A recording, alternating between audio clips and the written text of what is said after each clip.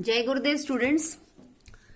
Today we will continue History Lesson 10, Political Transformations in the 18th Century.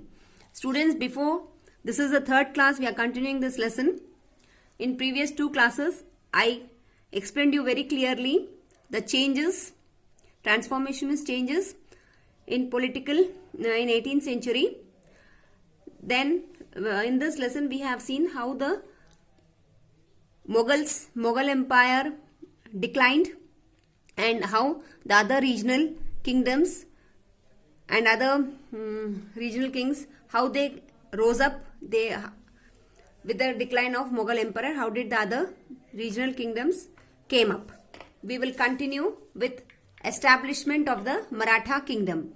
We have seen decline of Mughal Empire and then how the Rajput and Sikhs they emerged, and later on Marathas, Jats and Sikhs they emerged and became the powerful kingdoms.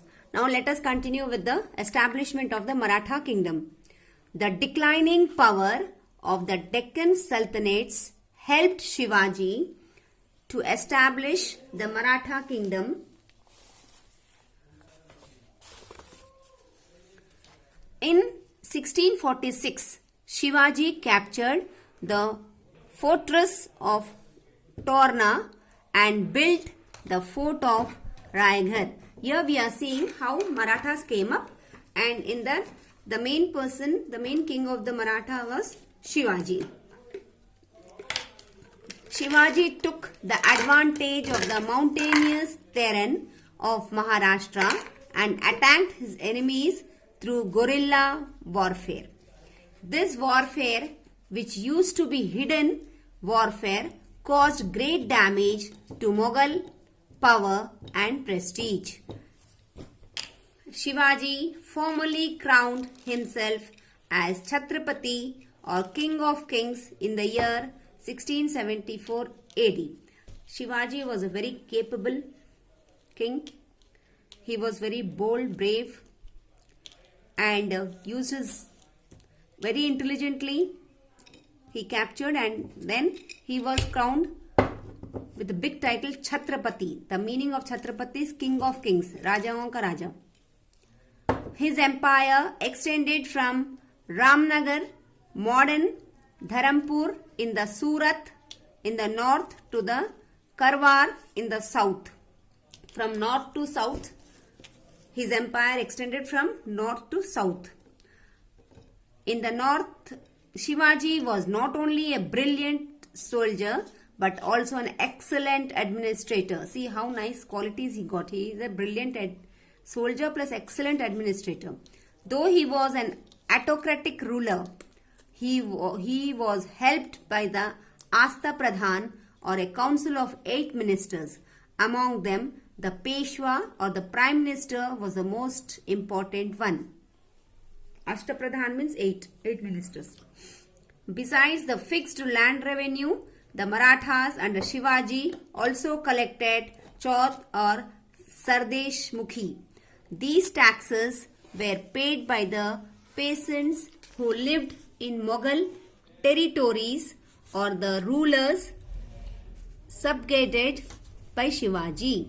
The Chaut was 1/4 of the land revenue in lieu of protection from any third power, and Sardesh Mukhi was an additional 1/10 of the land revenue taken by Shivaji as the Sardesh Mukhi chief headman of Maharashtra.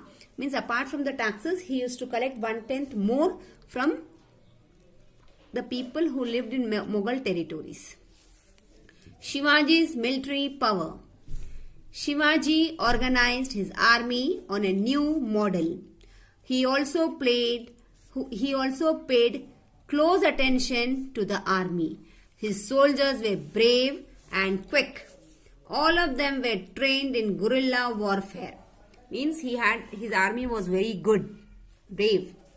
After the death of Shivaji, the Marathas were led by a family of Chitpavan Brahmins who served the successors of Shivaji as their Peshwa or Prime Minister. Means after the death of Shivaji, Marathas,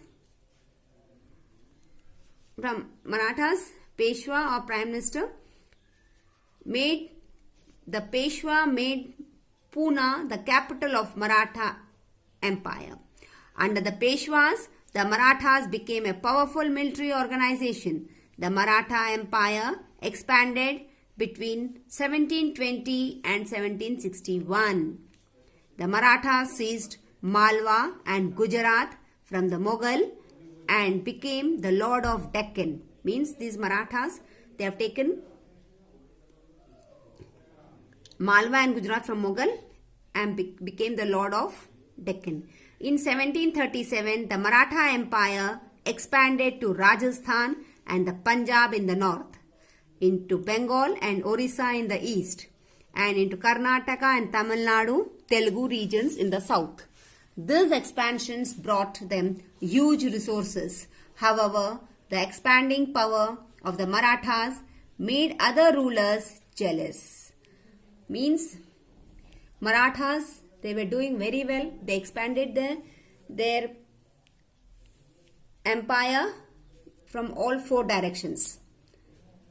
However, the expanding power of the Marathas made other rulers jealous. As a result, in the third battle of Panipat, the Marathas did not receive the support of these rulers because others were very jealous of him. So, in the battle of Panipat, Marathas did not get the support of other rulers. The Marathas also paid attention to the administrative system. Agriculture and trade prospered. These resources helped the Marathas chiefs, Sardars like the Scindias of Gwalior, Holkars of Indore, Gaikwads of Baroda, and Bhonsals of Nagpur to raise powerful armies. Under these chief cities like Gwalior, Ujjain, Baroda and Nagpur flourished an important culture and commercial centers. So in this we have seen how Marathas expanded their empire from all four sides. So other rulers, they were jealous of them and did not support them. The Jats. The Jats emerged as a powerful group from the 7th to 10th centuries. The Jats under the leader Churaman controlled the west of Delhi and for some time also controlled Agra. Under the Jat, cities like Panipat and Balhagar prospered. One of the Jat kings, Surajmal, made Bharatpur his capital. He and his son Jahavir Shah gave a strong resistance to the Mughals. So students, we have completed the lesson. We have seen the various kings. We have seen about Mughals from the time of Aurangzeb, how they declined, and step by step other regional kings and kingdoms, they came up. Maratha, Jats and Sikhs. And in this Maratha, the main person Shivaji, he was very brave, brilliant and good administrator and expanded his empire a lot. Then he was succeeded by Peshwas, and Maratha kingdom continued to flourish a lot. We have seen also about the Jats. They started raising after Marathas. Now, after completion of this lesson, we will do the objective and descriptive type exercises. Key terms: Chauth,